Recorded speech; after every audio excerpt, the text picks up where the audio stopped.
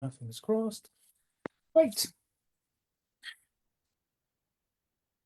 Just coming in.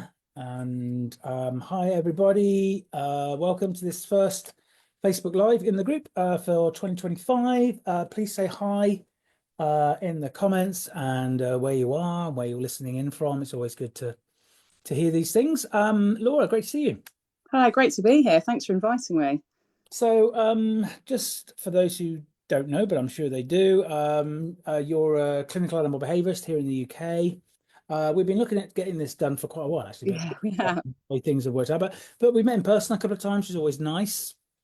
And I love your approach. I love what you share. I love how you are really pushing that kind of way of working in the clinical way by having the animal being very much the individual animal very much focused on what you do. And of course, Hope Story is very much about that. We'll come on to Hope Story and the different threads we want to pull from that in a minute. Oh, hi, Heather. Hi. Oh, it's people coming in. That's great. Yeah, don't forget to say where you're from. It's always good to know. Heather's from Detroit, which is fantastic.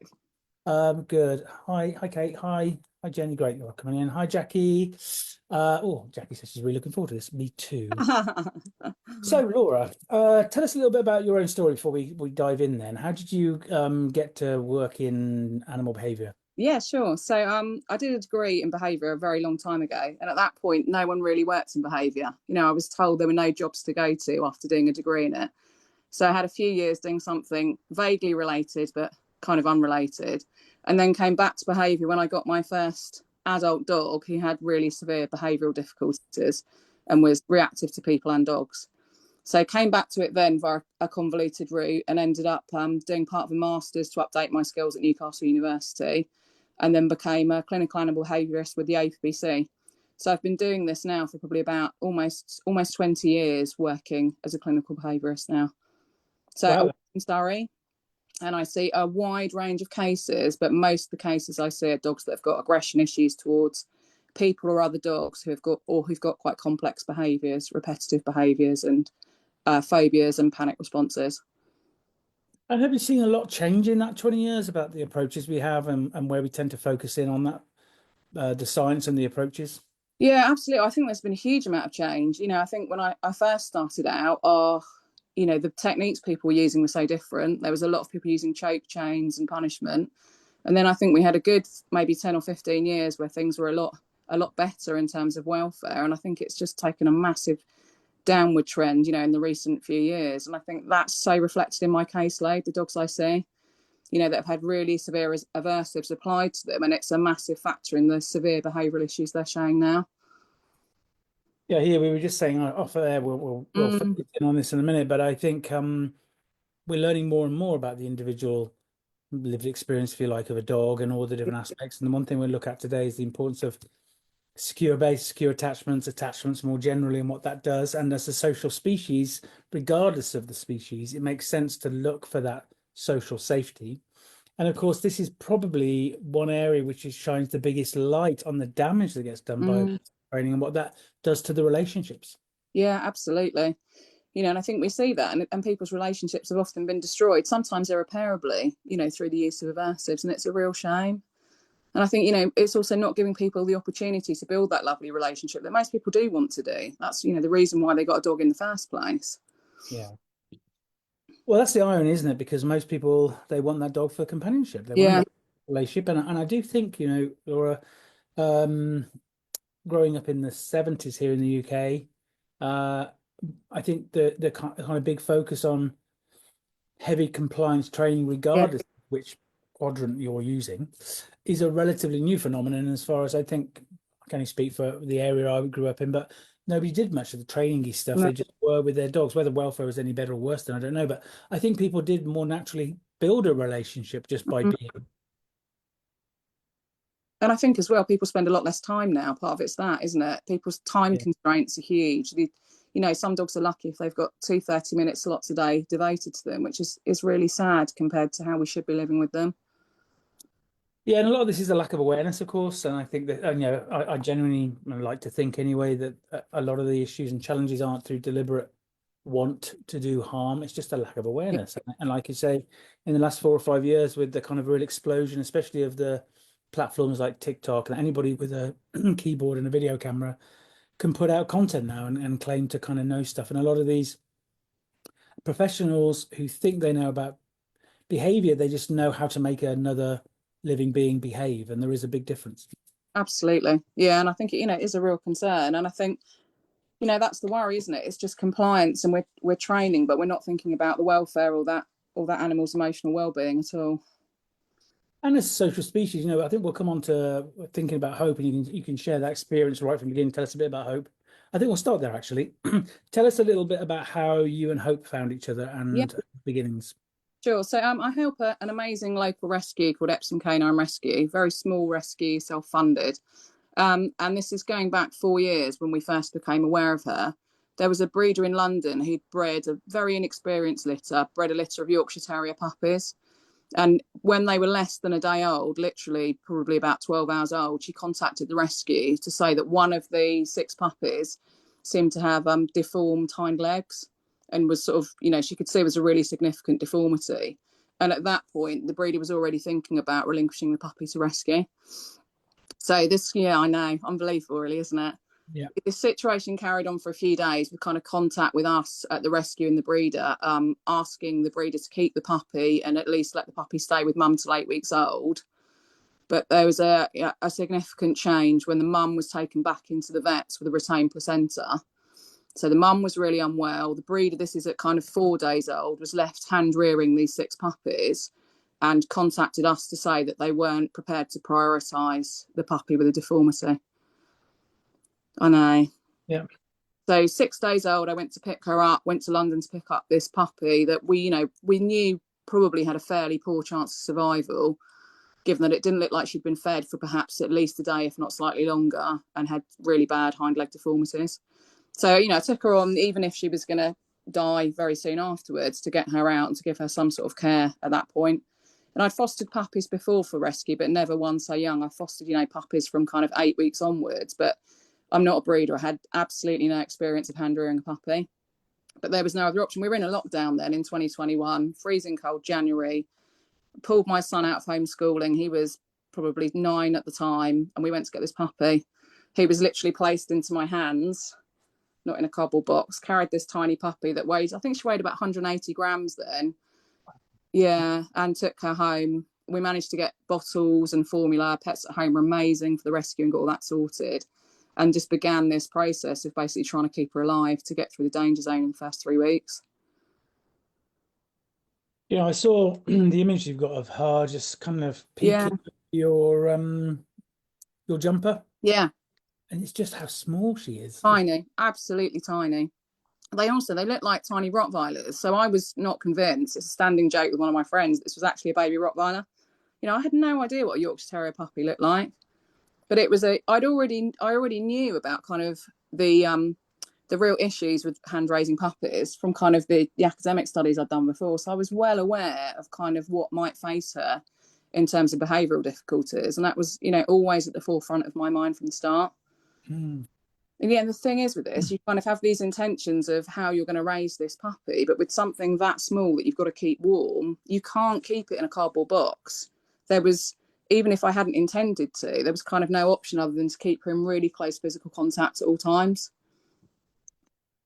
Yeah, I think we'll look at the different layers of this as you go through that story with Hope, and Yeah, this is a very extreme case, of course, but I think there's going to be a lot of takeaways there for those caregivers and those puppies that are lucky enough to kind of stay with mom longer, and that because the yeah, principles are the same, and we've got to start changing the narrative about what we do in that first 6 to 12 months with dogs, I think, and absolutely. real beacon in that.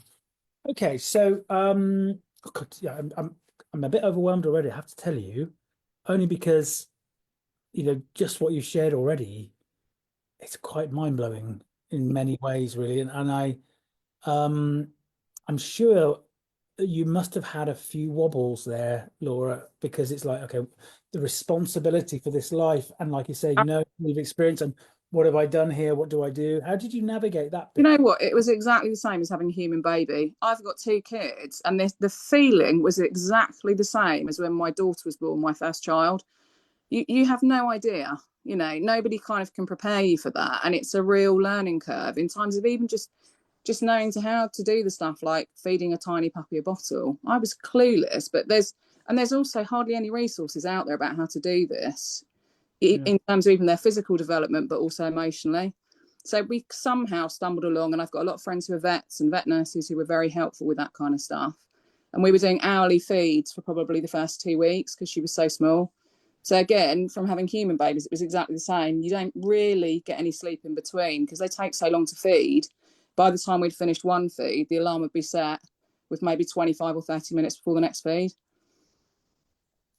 And did you find, I'm guessing like having a human child, I haven't had one, but that you kind of had some kind of symbiotic relationship there with the pup, that she was kind of telling you when she needed. Absolutely. Yeah, absolutely. And I think it is. It's that, we're coming on to that, but it's the start of that mutual attachment that's formed so quickly when you're caring for something and they're completely dependent on you. That attachment feels like it's almost instant. And yeah, so really quickly learning the cues of what she needed physically, it just becomes like second nature. Like for us, to be honest, to be able to understand a dog's communication, it felt exactly the same. Yeah, and I think she isn't she's a young dog, I know, but I think there's something here about very young infants Yeah. that becomes a universal thing regardless of species, Totally. because she's not the dog yet. No. She's this really vulnerable little living sentient being that needs you for Yeah. comfort and security and shelter and food. Yeah. And I think that attachment forms really almost instantly, and that need for care. Sadly, not with the breeder, but with you. So okay, so those first few nights, then you'd already kind of equip yourself with thinking, right, this may or may not, she may or may not survive this, Yeah. but I'll do my best to support her. Yeah. Absolutely. Um, when was the time that she started to show you that maybe she might actually pull through this? It's kind of this danger zone where you worry about them fading. Where you've probably got the first 2 weeks are really crucial. Mhm. You get through the first 2 weeks and they survive, you're kind of there's a bit of a sigh of relief that they might not fade. So I think those first 2 weeks were hell, and we had one weekend where she lost a quarter of her body weight in a weekend. And some of my vet buddies were on hand saying there's nothing you can do. There's literally nothing you can do. If she's going to fade, she's going to fade. But it's really, incredibly stressful. But we managed to get the weight back on. And when you get to kind of past 2 weeks, towards 2.5 weeks, if they're still there, you're doing all right. There's a fair chance they're going to survive past that point. And obviously, because of her deformed hind legs, once that immediate bit of keeping her alive, warm and fed for 2 weeks had passed, it was immediately on to trying to figure out if this puppy was ever going to walk. So multiple vet visits. Yeah. Wow. How lucky we should find you, not just because you're you, Laura, but also because of your network and the contacts you can tap into. Yeah, I'm incredibly lucky to have the contacts I do. It Yeah, takes a village, right? I know it's a cliche, but it does take a village, doesn't it? it It does, takes everything. absolutely does. In terms of physiotherapy she had through a friend for free that was ongoing every 2 days to 3 days when she was a tiny infant, that's all made a huge difference to her.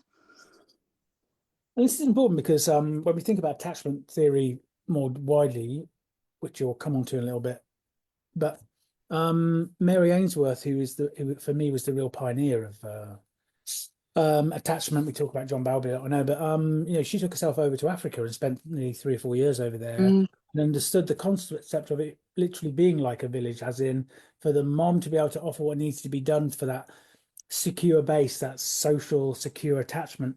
Others have to be around to yeah, support. Do you think does your instinct kind of tell you that it was the feeling of the quality of your presence that helped her not fade and kind of pull through? I think I think so, but I think also, not forgetting in this, I've got a dog that became basically an ally mother to her really early on. So I think that presence was huge in this. As much as I gave the physical care and fed the bottles and helped her wee and poo, within the first 2 days when my adult dog stopped hiding upstairs and came down, that was a huge presence in her life. And I credit her more than anything with keeping this puppy alive and having that canine presence. You know, like Pal talks about in Pal's papers about aloe mothers and free ranging dogs. Yeah. She took that role on straight away. So it's interesting. She kept away for the first couple of days because she's like, this is a bit weird. Yeah, But really is. Yeah. I don't and think they're puppies to start with. You know, the way they sort of investigated this tiny newborn puppy. I'm not sure they realised they're what the hell they are, whether they're dogs or what they are. mm. Of days. And had she ever shown sign, your other dog, was she a dog that you would have bet would have turned up to be a matriarchal Yeah. figure? So we'd already fostered quite a few puppies for rescue. Hope was the 8th puppy we fostered for rescue. So my adult dog isn't a fan of a lot of adult dogs. She likes some boys who are entire, but she absolutely loves puppies. Yeah. You know, I've never had a problem integrating a puppy that I fostered for rescue. So I was fairly certain that she'd be a massive help in this, and she absolutely was. And I think this is a good example of why we need to, when we think about Maslow's hierarchy of needs, and we've got Yeah, the Linda Michaels hierarchy of dog needs. yeah, Linda and I have talked about this actually because it's to recognize the fluidity of this rather than it being set. Because actually, social needs are up here, but for Hope, that was the most important thing because this biological needs couldn't have been met without making that. absolutely. Yeah, yeah. And I think that was always my awareness once we'd got through the immediate warmth and feeding, in terms of also allowing this puppy to develop to their full potential without really significant issues. It was going to be the social needs were the most important thing that needed to be met. So that's what all my focus switched on to after, you know, those first immediate days of trying to keep her fed and warm.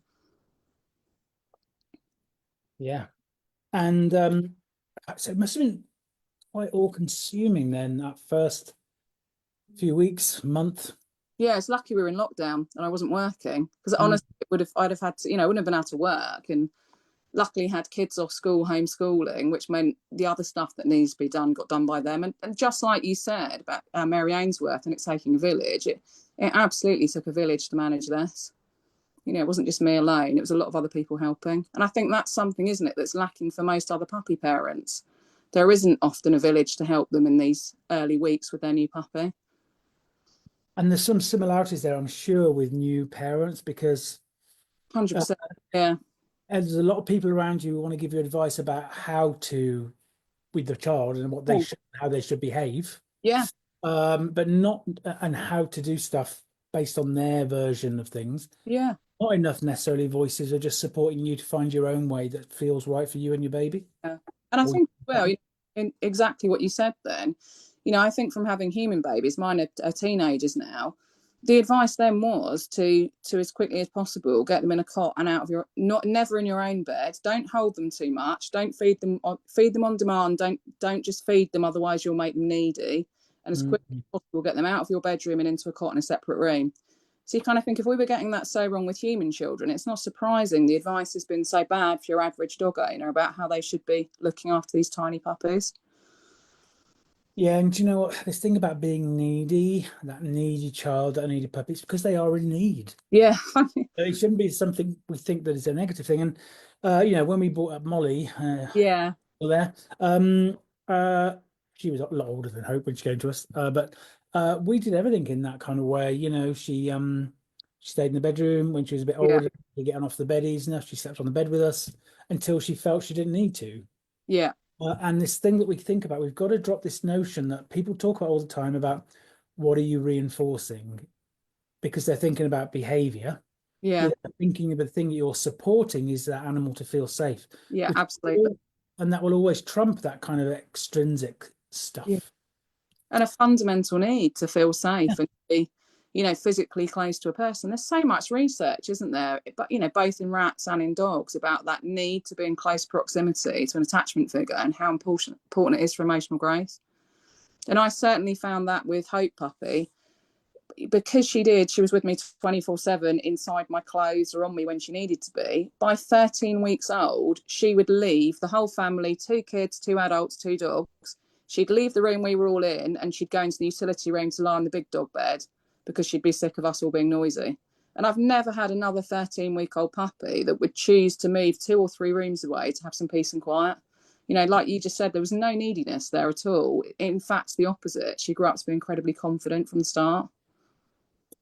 And this is the thing, isn't it? We want to. I think the general public um, are being really let down by some of the old tropes around what you've got to do with these young puppies and what's Yeah, and you know, when you get that dog through that first 6 to 12 months, especially, and they're able to trust that we're their return to safety, and they feel that they can navigate the world on their terms and find safety on their terms, then they'll cope with things better. And it's pretty obvious, really, when you think about it, I, rather than artificially making them do things that have no intrinsic value to them.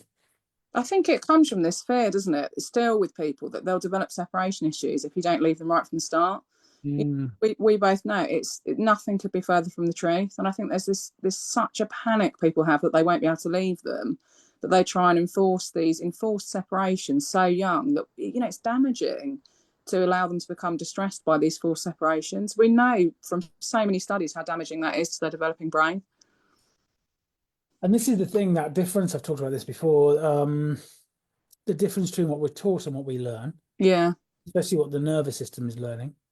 And we can think, you know what, if you don't do it early enough, they're going to get separation issues, let them cry it out or whatever it is. And guess what? The behaviors do change. They seem like they're more settled, but we haven't taught them to be more confident and not have separation. What they've learned is that they're not being heard, or they don't feel safe, or they're not don't have that connection. That's what they're learning, especially the nervous system side of things. And that can be a lot more damaging. And again, a lot of the stuff on the human side of things shows that how much of this really comes out though at later life through adolescence and into adulthood. absolutely. You know, and in terms of those insecure attachments as opposed to secure attachments, it's a can be damaging for a lifelong issue, really, can't it? After that, Yeah, and I think we've got to recognize, a lot of the stuff that we understand about social pain and social processing and attachments, a lot of the big pioneers there got a lot of their inspiration by looking at the animal world and those who are studying it.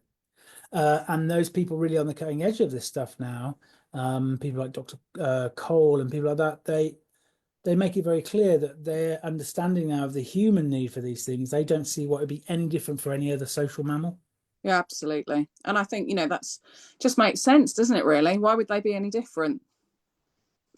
Yeah, and that's why I think what you're sharing now. We'll go back to hope a little bit and just look at some of these different stages are really important, and we've got to find different ways of empowering the general public. I think Mm, it is a tricky conversation, though, Laura, mm, because I think, like you said there, you were in lockdown, you weren't working. If you were working, you'd have to have made the choice of either not taking this little pup on or clearing your diary yeah, and focusing on that. And I had to, we weren't expecting Molly, and she came along, and when we decided to adopt her, I was in a lucky position that I could clear my diary, and I stopped taking new clients on for a period of time and that kind of thing, and worked around Kieran's rota so we could always make sure we were available. It does take a big commitment, and I think that is the flip side of this. It yeah, can be done, and it doesn't have to be necessarily difficult or challenging, other than our commitment to the time it takes. And if you think about those formative years for a child, they're kind of, up to kind of 4 or 5. Luckily, that's condensed into 6 to 12 months with the dog, but it is still a big commitment. I think there's been this thing that I saw something the other day on social media, which was house train your puppy in 5 days and all this kind of stuff, and it just puts wow, a bit of pressure on people to think, I'll take a week off work. The dog should be house trained within 5 weeks. They'll go to a doggy daycare after yeah. 2 weeks, or whatever it is. And no one's thinking about what's happening emotionally to that dog not getting the opportunity to form a secure attachment. But I think that goes back to what you said about, you know, it does take a village to do this, and people need more support. They, you know, to start with, they need to not get a dog if they're not in the right situation to do this at the moment, or not get a puppy. But people do need more social support themselves to manage this well. And I think people probably aren't aware of that, or they're not getting it. Yeah, and I think that's good advice. I think for anybody listening who's thinking about getting pups, think about who those aunties and uncles Yeah, the dog are going to be, because one of the advantages we had with Molly is with the Rosie, who was Molly's foster before we had her. We had some things coming up that we knew were coming up, and we said, look, if we're going to adopt her, would you have her back because she knows you? Yes. And we also have friends that we look after their dogs. People might see me with the Afghan hounds and things. So we introduced her to her to that side of things. So her family network was quite Yeah. actually early on, and dogs do adapt to that. I think they think, Absolutely. oh, I can feel safe here. I can feel safe there. Yeah. I think it's really beneficial, isn't it? You know, feeling safe and secure in multiple places with multiple people. And I think that's the bit people worry about, isn't it? If you're too kind to the puppy, maybe they'll just make an attachment to you and then they'll never go to anyone else. And I think that's a worry people have too. You know, and that's certainly not my experience with Hope, because the vast majority of her time was spent with me. And she only ever took a bottle from me, not from anybody else. Even she wouldn't take a bottle from anyone else, even when our eyes hadn't opened. Yet she's developed secure attachments to so many people that I could happily leave her with for a few days, and I know she'd be completely fine. I've certainly not ended up with a dog that only I can look after and hasn't bonded with anyone else. This is really important because I think there's issues become when the animal, the little human, have other areas where they don't feel safe. Yeah. Need for safety with that primary anchor becomes more important. Mm, Cover those different angles, it's easier. But also, I'd encourage listeners to look up social processing theory and how important that is, which is very attached to attachment, really about how, from a young age, what do we make of that social environment? How do we encode it? And we were talking earlier about, both of us work with dogs who are reactive or aggressive or whatever terms you want to use. And a lot of the time, I think a lot of the social processing theory stuff is really relevant because mm, socializing starts at home, not on the walk. And if you've got a dog who's already encoded that maybe the social environment isn't safe or that there's different issues there, then the brain will process it as such. mm, Equally, the other way around, if you've got a young dog who has that main secure attachment, like you say, but then learns through that about the social environment. They have the time to process it. They don't have to engage with it if they don't want to. They can exit if they need to. They have their return to safety. mm, Then they're more confident to connect with other social mm. people in that environment, I think. I think that's really important. And that's like you've said to me a few times when we've been talking about human teenagers as well as dogs. It's that ability to exit a situation, isn't it? And to find relief is so important in feeling safe. I think it's crucial because if you think Mm, about processing, engagement, and exits, which are three areas that we look at in human therapy, it's about mm, how we process situations, what's influenced that processing in the first place, our history of that, whether or not we can process in that situation. Because, of course, if we're too stressed, if we're in pain, or if we're too overwhelmed, it's harder. Our history of agency over engagement and what that engagement has looked like historically, and our ability to exit. This is very important. And I think trauma is very much based in lack of agency and mm. choice of engagement and exit. When you think about it, it's finding yourself in a situation you Yeah. don't want to be in and you can't exit. A lot of adults who have social anxiety and look for kind of support there can often pinpoint back to especially adolescent time when they were forced into social situations because they've got to learn, right? Yeah. And especially things that happen at school and in the kind of family unit, and they don't get given an exit. No. So it's no wonder then when you're an adult and you have more choice and agency that you just don't engage in the first place. Then No, it's a lot exactly. easier to not engage. And we can so see that in dogs as well, can't we? In that crucial bit of adolescence, you know, that inability to be able to exit a difficult situation. And yet Mm. you don't have that choice later in life to think, do you know what, I'm not even going to engage in that. I'm not going to enter that situation because they don't have agency. So they're continually put into situations they can't cope with no hope of an exit. Yeah, and I think also recognizing uh, the agency isn't always about choice in Mm, that sense. It's about the ability to not have to turn up in the first place. yeah. Mentally, emotionally. It's not like, do you want to do this or do you want to do that? It's like, well, okay, let's bring it back to Hope then. So, um, you said that you were starting to have some, the big question was when she come through the kind of crucial bit, Yeah. uh, she was getting stronger and she was starting to create those attachments with you. The next question was about how how much kind of motor function she'd have with her Yeah. and end.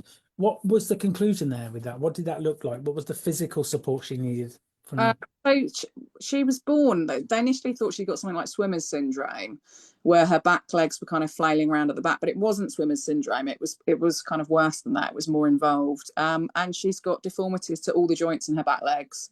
So yeah, hips, hops, all of it is all the angulature is wrong. Basically, they faced backwards instead of facing forwards. So she had splints put on at probably about 9 days old that were changed every 2 or 3 days. Okay. So it's an Right. awful lot of handling in a young puppy, Yeah. every 2 or 3 days. And it's uncomfortable putting a splint on that then makes your legs face the opposite direction to the direction they've been used to facing. So that went on, and the splints came off, I think, at about 4.5 weeks old. And then it was the main sort of worry then was whether she'd ever walk. And, with my Northern Inuit there watching every step, she took her first few steps. And there's been no stopping her really since then. So the angulature of her legs has been fixed, but this is another part of something that's so interesting to both of us. We have ongoing chronic pain issues. You know, Mm. at 14 months, she had arthritis in 3 of her 4 legs, and at age 4, she still has ongoing chronic pain issues. So there's that part of the whole picture as well, and managing that for her lifelong. You know what? This is you can't help but feel a bit emotional when you hear these things, and I think about her and what a survivor she is herself, Yeah, and uh, and again, without that extra support, you know, uh, there's a difference between just kind of living and versus thriving. absolutely. And thriving isn't necessarily about everything being perfect. It's just, regardless of that, you can still do this, and you can still live Yeah, a life with minimize pain, being supportive, that kind of thing.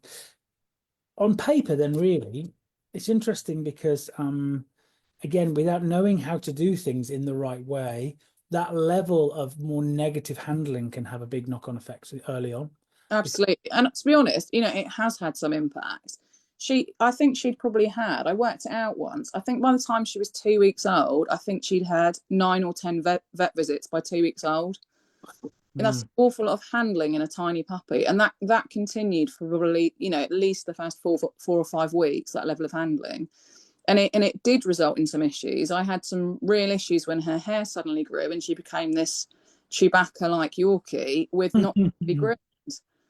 And that's one thing I didn't do as well as I could have done. I didn't get her used to scissors. I didn't get her used to clippers because we were surviving. We weren't we weren't thriving at that point. And that knock-on effect of early handling definitely had an impact. So we had to do an awful lot of work of getting her happy about being groomed. And I went to see wonderful Daniela in Swindon to work on this. And she's really easy to groom now. It's not a problem at all, but I do it myself. mm. And we do see a level of anxiety about physio and vet visits, but it's really manageable because she loves people so much. There's a lot of conflict there, but it's absolutely had a knock-on effect. And I can imagine that's the case for many puppies who've needed sort of that intervention early on, not necessarily that early, but puppies who are having any sort of medical intervention at a few months old. Yeah, and I think again, we could be talking about children here. Yeah, exactly. Yeah, I think this is the thing. You can quite easily replace the word dog with child and vice versa on most things, actually. yeah, And it's one of my pet peeves in the group when people don't know any different. I get it, but when people share things that has reference to progressive child educational psychology and development, yeah. and people say, well, you're anthropomorphizing because they're a dog. I think it's a shame because these dots are really clear to join. So clear. Yeah, yeah, Yeah. And also we have to remember, when I did my human psychology degree a long time ago, but most of the stuff that we were being taught then, such as like late 80s, early 90s, were based on studies on mice, yeah. rats, monkeys, dogs. So we learned all this stuff about us and how we operate and all the things like say social pain, social processing, which parts of the brain do what. And we didn't do it from other people. We got it No, from, and I think this is what's happened now, I think, in the last few years or so. I think where we thought, all right, maybe if it applied to them because we learned it from them, maybe it does apply to them now. And we yeah. think about that. And who doesn't want to feel safe, right? Especially social safety as well as a social species, because we can all record times in our lives when we might have been around people, but still not safe in that company. And it's integral. And for me, I think it is this area is one of the most strongest against aversive Yeah. types of for me, that we need to talk more about, because what is happening to those relationships, as we discussed before, and what is happening when we think about the kind of increase in dog bites, and not only that, but dogs that bite their own caregivers. That's what I see. So many more cases than that, like, than I ever did in the last 20 years. An epidemic in the last couple of years that I never ever saw before.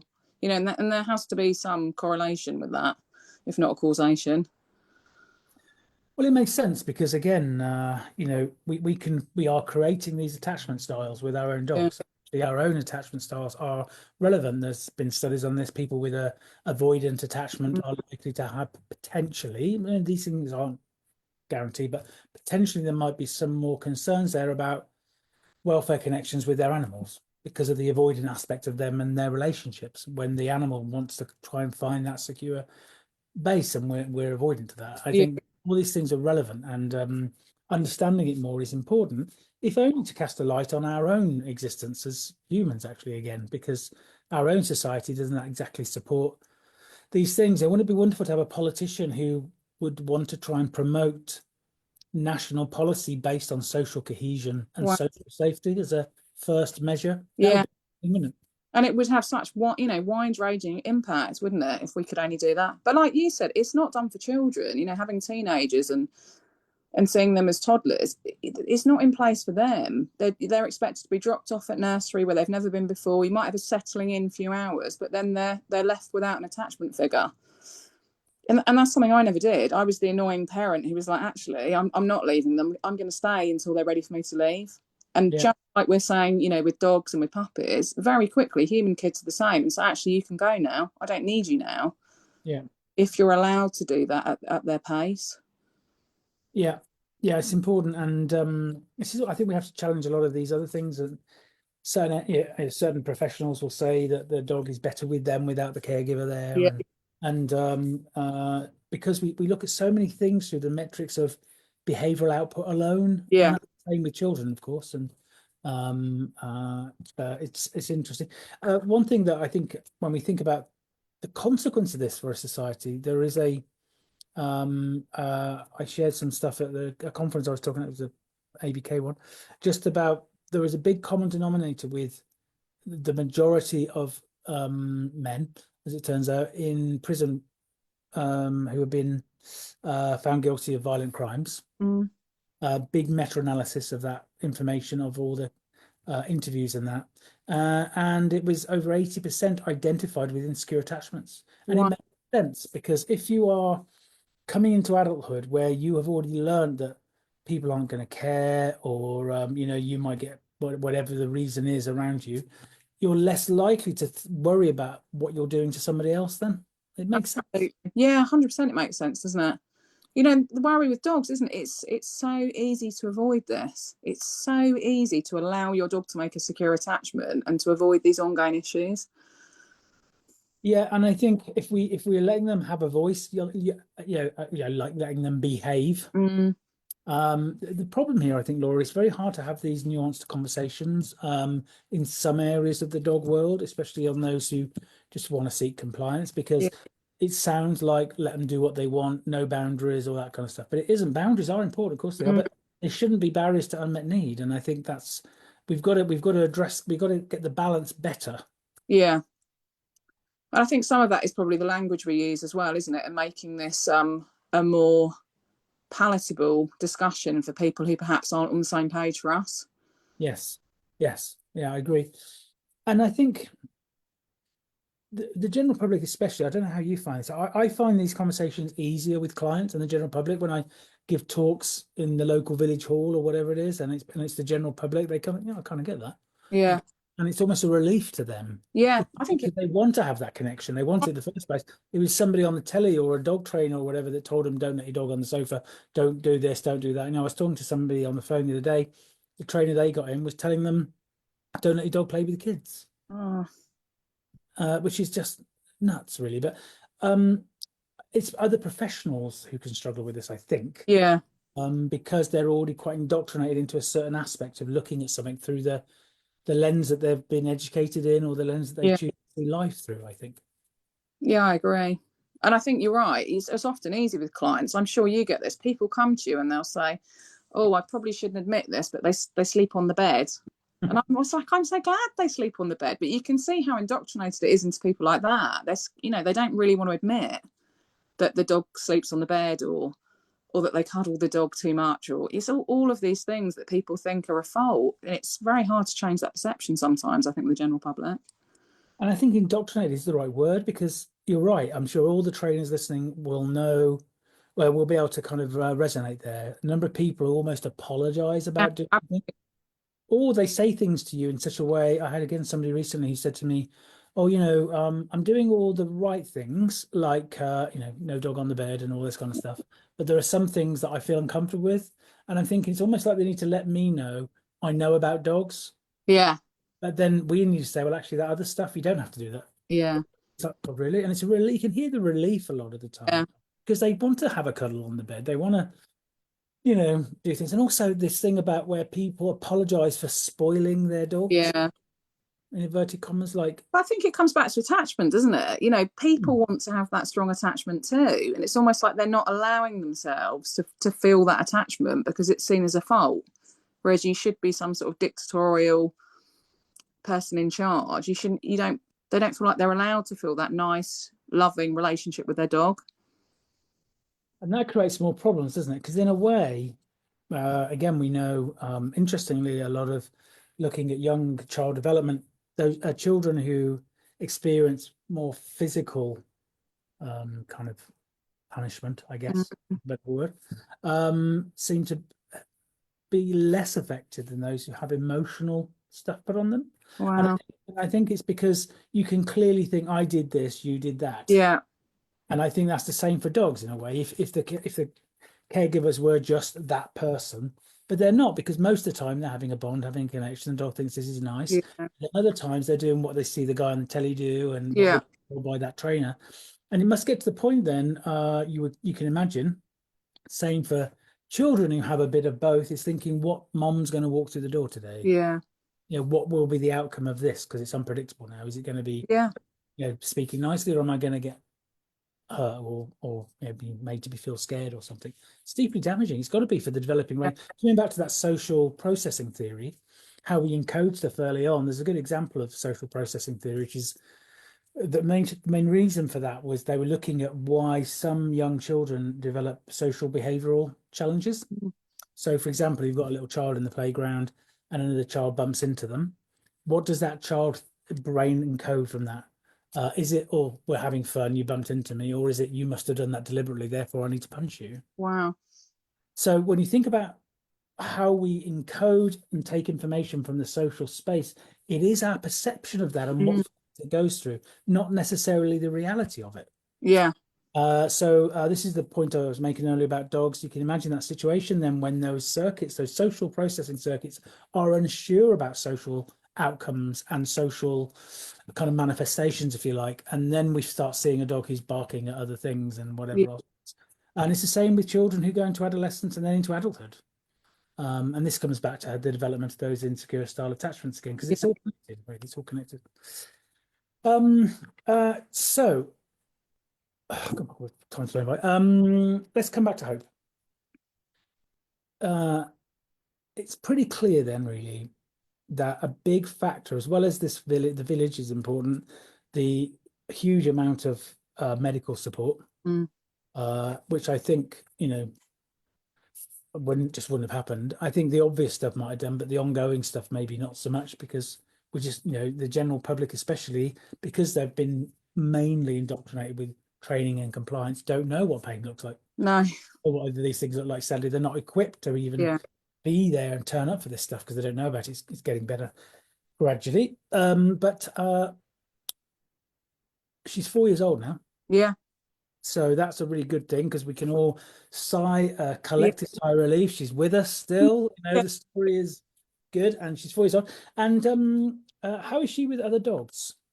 She's really good. She's I was really worried for a while when she was probably about 12 weeks old. She was very disinterested. Like she didn't even sniff where dogs had weed, not even interested in their scent. And it came in a bit later, this real interest in greeting dogs, probably as, hormones started to change as well.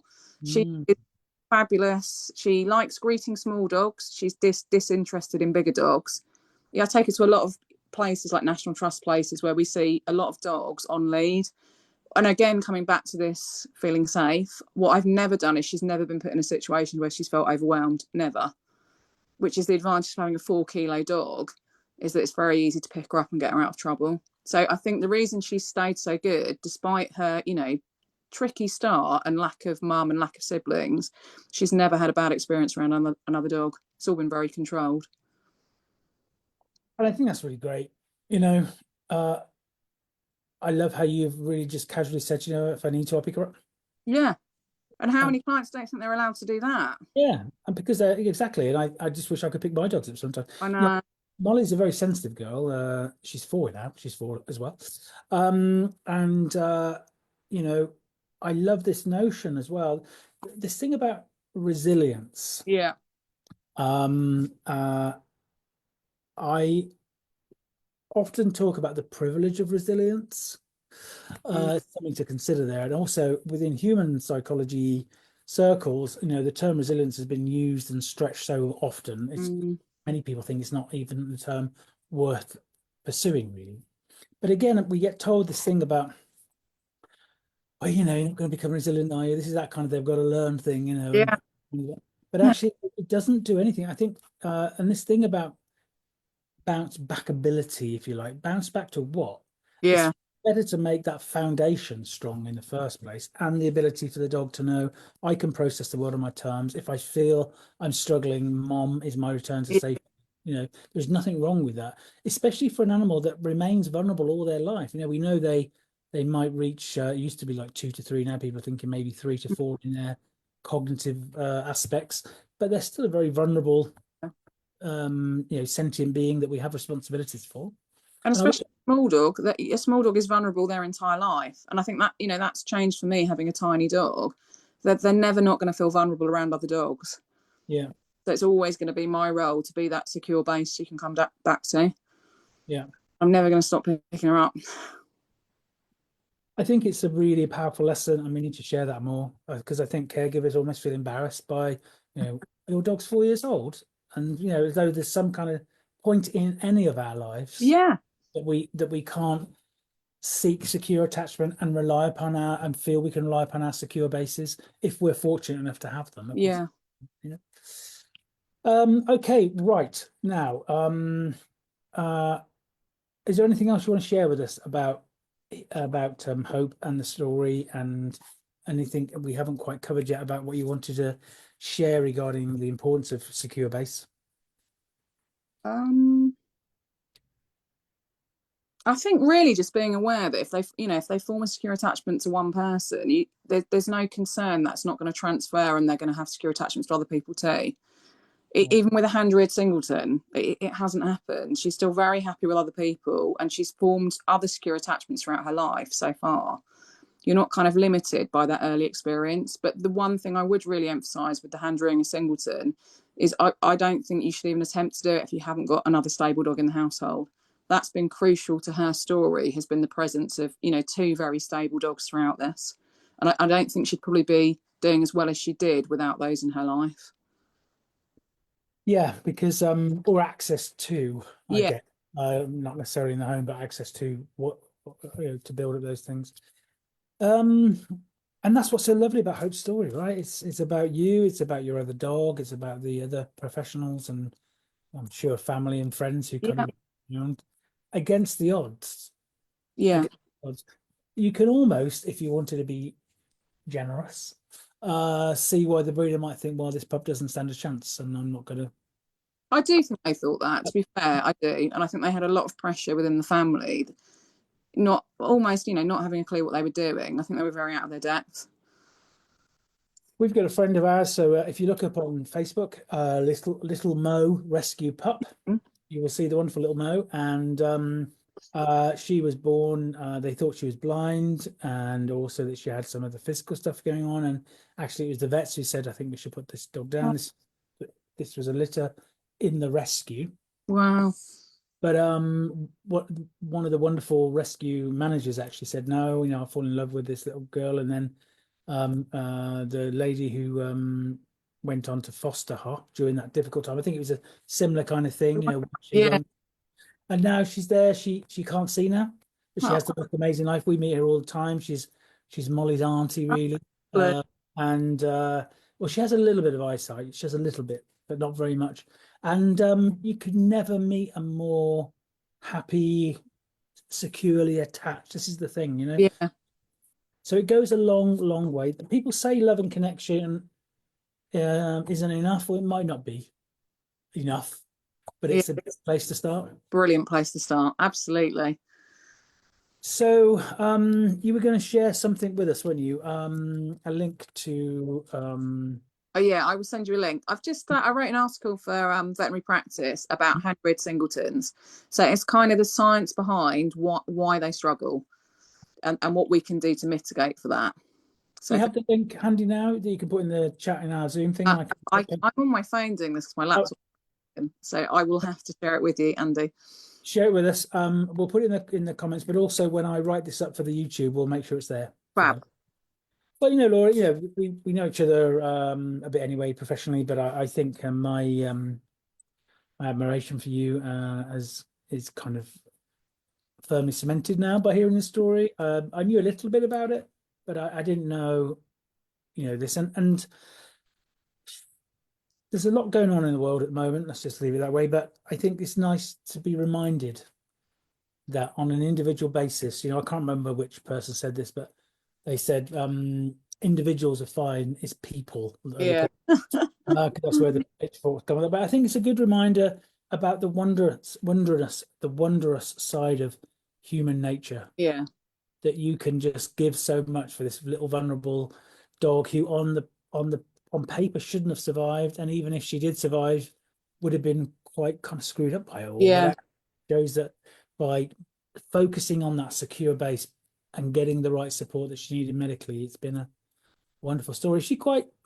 I know she can be uncomfortable, but what you're saying, you have to make sure you keep an eye on that. But does she whiz around a bit? Does Oh, she? she's never walked in her life. From the day she took her first steps, she's run everywhere and not stopped. So Right. she's incredibly physically active. Yeah, Right. she's never stopped. She's the happiest dog you could ever hope to meet. She runs non-stop. Well, I hope I do get to meet her one day, and do share some photos in the group at some point of her through her journey, and especially her now, because Yeah. I'd love to see her now. Well, thank you, Laura. Thank you so much. Well, also, where can people find out more about you and your work? At Dog Communication. So on Facebook, on Instagram, and website, Dog Communication. And your articles there are amazing. You're very generous with your knowledge, actually, and we share a lot of the dog communications stuff in the group. Well, that's amazing. Well, thank you everybody for tuning in. We've had a good crowd in, and thank you, Laura, Thank for you. your time tonight. Thank And you for listening. well, it's just such a wonderful story, and I'm sure there is a book there Yeah. and a film there or something. I don't know who you'd have play you. Who knows? Something to think about though, because you never know. Let me just have a look here because I've got to try and remember the date. Oh yes, so next Facebook Live, everybody, is next Wednesday with Georgia from Trickwoofs. I love Trickwoofs. Oh, I do. So Georgia is going to take us through some of the cartoons because they're quite powerful messages in a very simple cartoon, really.